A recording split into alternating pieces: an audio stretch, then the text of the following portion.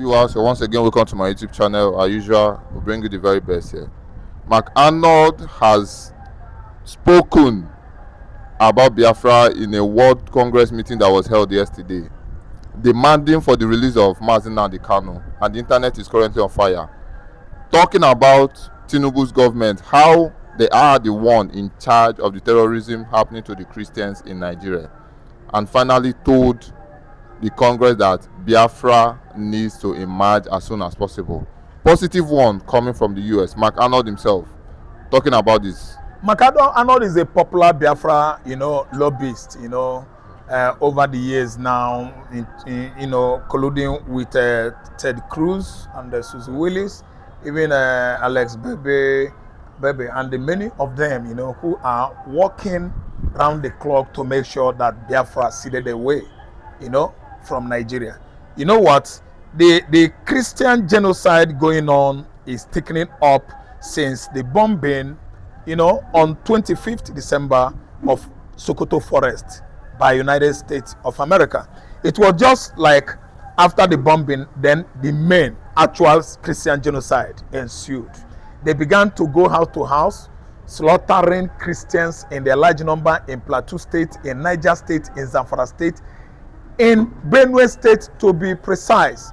You see, the issue this time around is what we should be focusing on. What I mean is the conspiracy theory, which, of course, we know the spiritual advisor of the entire Muslims in the north is much aware, and he is the one that is championing it. I mean, Sultana of Sokoto. So what happened is this: if Trump could finish with Iran and Israel face off, the next port of call should be Nigeria, signing Nigeria disintegration bill. If Trump could come out at the White House or anywhere, even addressing the congressmen or United Nations member nations, he should make an announcement that Nigeria is divided. That is the only solution, so that we will start the occupation, total occupation. I mean, Biafra military forces of southeastern Nigeria. Total occupation of southeastern Nigeria is what is needed right now, so that the police, the army barrack should pave way for Biafra Liberation Army to take over. The issue of genocide that has been going over time since inception of APC regime in 2015 is thickening up, simply because APC has failed to bring so-called good governance to Nigeria, and it was obvious that the first APC regime was under supervision of a Islamic radical. I don't know what to understand. Islamic radical, I mean, in the sense that Buhari himself, the former president of Nigeria, was a jihadist. He was the person that invited the bandit, the Boko Haram, into Nigerian political system. He did it too well when he actually threatened Jonathan in 2014 that failure, if he fails to win the next election, which was 2015, prior to 2015 election, he made this statement in 2014 that every street of Kanu State, Nigeria, will be littered with blood of monkey and baboons. I don't know how he put it better. I think at least I got it. That is coming with a new wave of system in Nigeria, and he actually was thinking he won't win, he will not win the election until the generals, the retired general in Nigeria, I named them, Olusegun Obasanjo, Theophilus Danjuma, Abdul Salam Abubakar, actually ousted Jonathan from office, and that was how Buhari took over from Jonathan and invited all manners of terrorist organization into our system today. So what Nnamdi is doing is the right thing, because in 1967 we actually know how Ojukwu did it, but we never knew Biafra could go this far. After Biafra could withstand Britain, Egypt, withstand France, withstand Chad, withstand Niger for 36 good months. Even though when we met in Ghana, Aburi, we actually thought that it was all over, but still Gowon was deceived by Awolowo, a southwesterner, a Yoruba man. So Biafra withstanding all these world-class, countries for 36 months, I think we had gone a long way for withstanding Nigerian subjugation for almost 60 years now. Nigeria is overdue. And I'm telling you that the contraption and the agreement of 2014, which actually expired 12 years ago, that is 2014, that if Nigeria could at least reach 100 years, any province, any region that is not felt well, treated well in Nigeria should cede away. Biafra is overdue for ceding away from Nigeria. So Arnold Mark has taken a very good step to bring it to the notice of the American congressmen that Biafra is overdue for what? Referendum or declaration. This time around, Trump has taken it upon himself in collaboration with Knesset, Israeli lawmaking body headed by Benjamin Netanyahu, to declare Biafra so that there will be peace in this part of the world. There's no how Fulani man could allow Igbo man, a staunch Christian, a Zionist, to be at the office of Aso Rock, the presidential villa of Nigeria, state. We can never be there, and we're not dreaming to be there. So if anybody could send my message across to Greg Obi, you are just suffering yourself. In a town for nothing. Get away from there. The only option right now, the whole Biafra, the song we are singing is Biafra, Biafra, Biafra, our promised land. And we like Biafra. We will never do any other thing than singing Biafra song. Biafra restoration, Biafra emancipation is it. Talking about Aburi Accord, you mentioned something about Gowon. The Northerners have come out to debunk the statement that Gowon made, calling him illusion, that he's having a mindset of forgetting things. Concerning what he said, that they fought the Northerners because of their resources. The Northerners have come out to debunk this. Mr. Ralph, what would you have to say Gowon about said this? They fought the Igbos because of our resources, that actually the Igbos did not orchestrate or champion the coup of 1966, which actually resonated that kind of, bloody brutality on Igbos. Now, let me tell you, the North are always usurpers and the parasites. Currently, we don't have any resources in the centrality whereby Nigeria is earning money from the North. The whole economy of the country where Nigeria is earning money is based in our Biafra land. The entire coastal states of Biafra are the owners of the entire oil well Nigeria is leveraging on today. Yoruba has nothing from where they are giving Nigeria anything kobo. It is only Biafra land, Igbo man. Could be that Igbo land today, I still repeat it, is Yoruba land where you have Eket oil well, the highest number in Nigeria. Bayelsa oil well, second to Eket. No, oil well in River State, Port Harcourt, where you have the second largest oil well in Nigeria. River State is in Yoruba land. I don't think Igbo man will be here doing any business with Yoruba man, or Hausa man should be doing or talking nonsense. Yoruba man would have at least ceded away their Oduduwa Republic since. But due to the fact that everything is coming from Igbo, the economy is monolithic. Everything about Nigeria economy, no diversity, no diversification. They don't go to the other side of the economy. Agriculture and human resources to tap money from. It is only the oil. It is only Igbo land. We are the one feeding the north, feeding the entire Kanu state, paying salary from our resources, the entire northeast, the entire corner, which is northwest, Sokoto, we use our resources to pay salary there. The entire northern region are parasites. They don't have anything. And that's why they want to die where they are fighting, Biafra to return Nigeria. So that statement from Gowon is right. Aburi will stand is an agreement that everybody agreed on so that we can do well in this part of the world. Confederacy was it. That is regionalism. A situation whereby the country will be restructured, each and every region being taken care of, by what it produces or manufactures. Then bringing certain derivation or percentage to the center that is on the table. And they failed because actually they know the oil is from Biafra land. That's why Gowon was deceived by Awolowo and Gowon agreed. Today, I'm telling you, It was an oil war. They fought Igbo land because of our resources. That's why they fought Igbo man. Today, I'm sending my message across to the north. They are parasites. They should remain parasites until Jesus comes. They have nothing to show.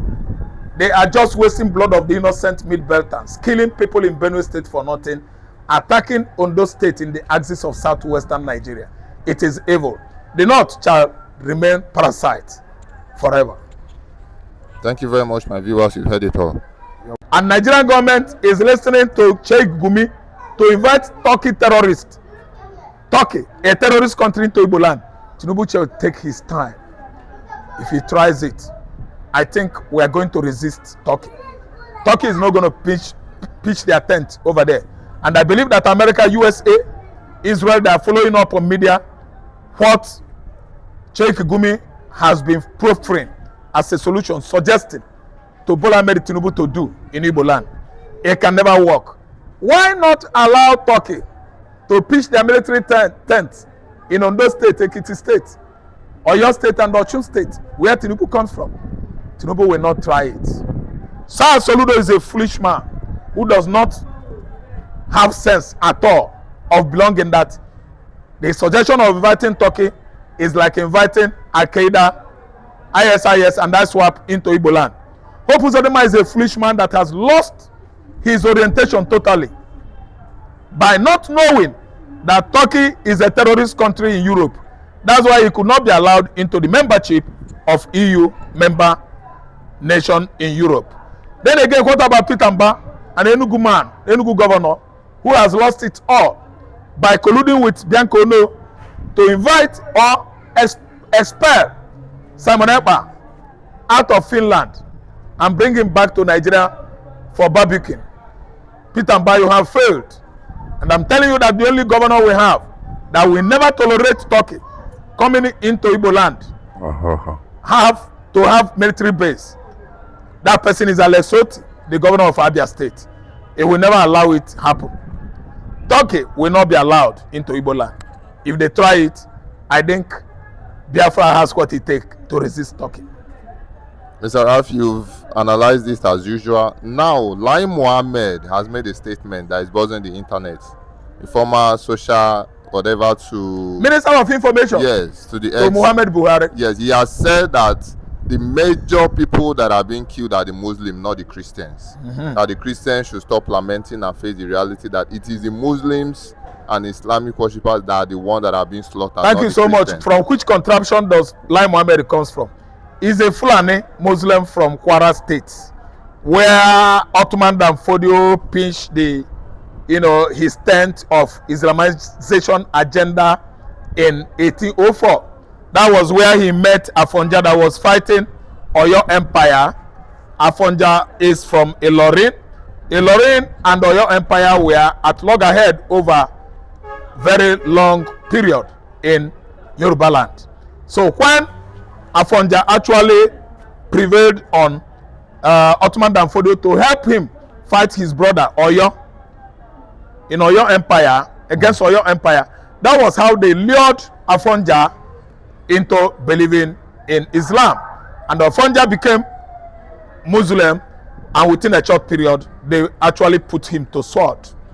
Afonja was slaughtered by Ottoman Danfodio, and the entire followers of Ottoman Danfodio took over the whole Ilorin.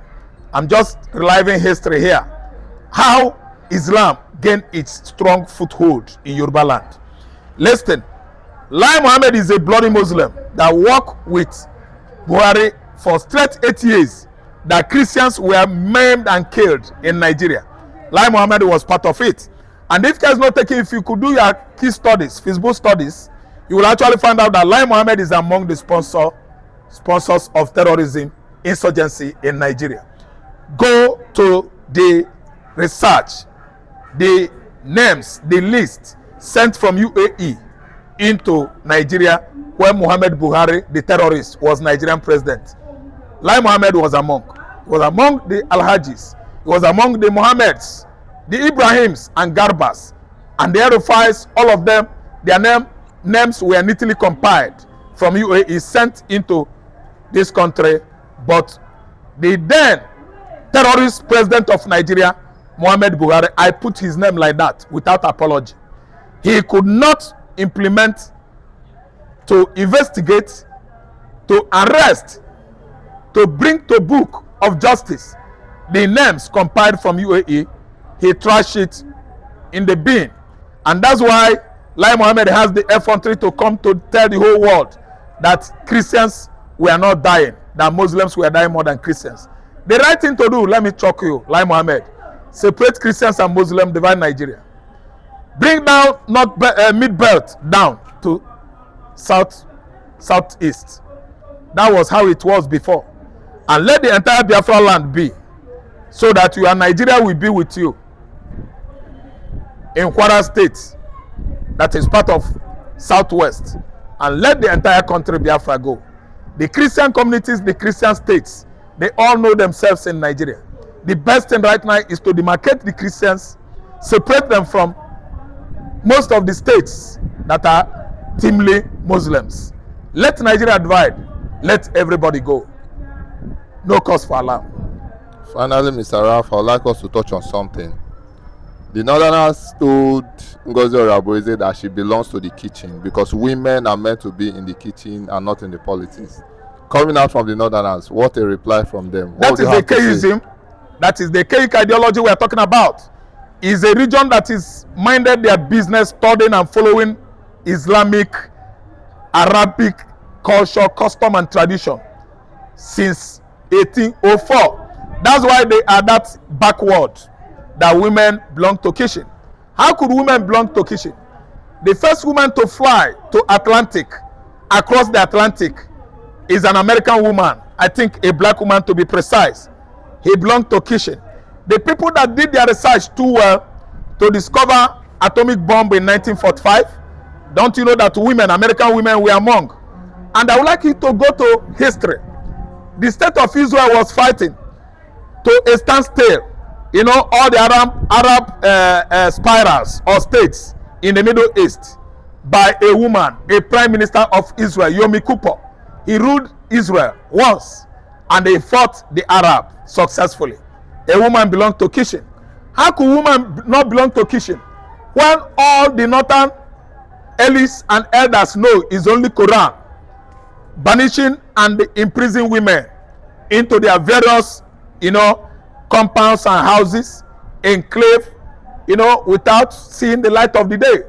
The women in the north could not go to university. They could not study anything in their lives except Arabic inscription, Al-Quran, and the rest of them.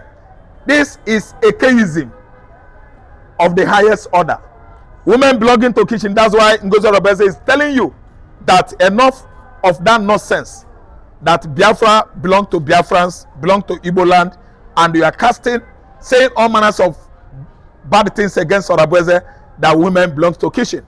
Women belong to kitchen was the reason why the useless, uneducated president of Nigeria, Muhammad Buhari, paid visit to Merkel, Angela Merkel.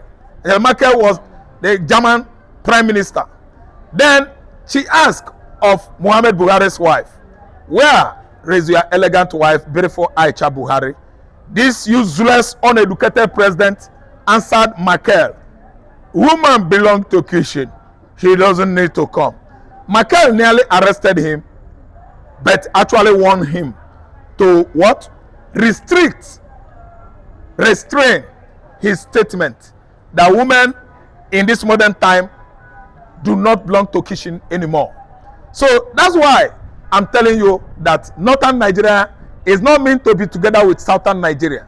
You look at their reasoning, you actually find out that they are all Muslim pigs, uneducated, archaic, Arabic ideology apologists. They like Arabic tradition and customs. They lack Western education. Yet they use telephone. Yet they watch television. Yet they actually own electricity, for illumination. But you can see it. They don't know how many women scientists that are involved in these discoveries. Northern elites are gone. The only issue there is right now, Hausa are fighting hard to make sure that they expel the entire Fulani into the desert from where they come from with all their archaic ideology.